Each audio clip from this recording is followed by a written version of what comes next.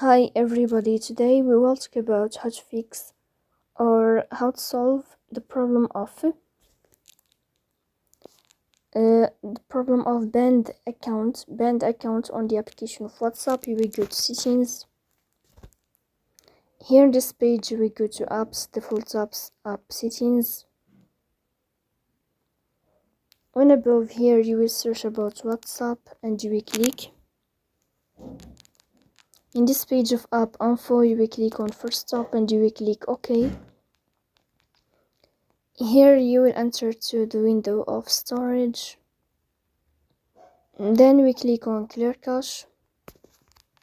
In the end you can turn off your phone and you can wait a moment to restart your phone again to fix that problem. So please don't forget to support us by like and subscribe. See you next time in another video, and thank you for your watching and your attention.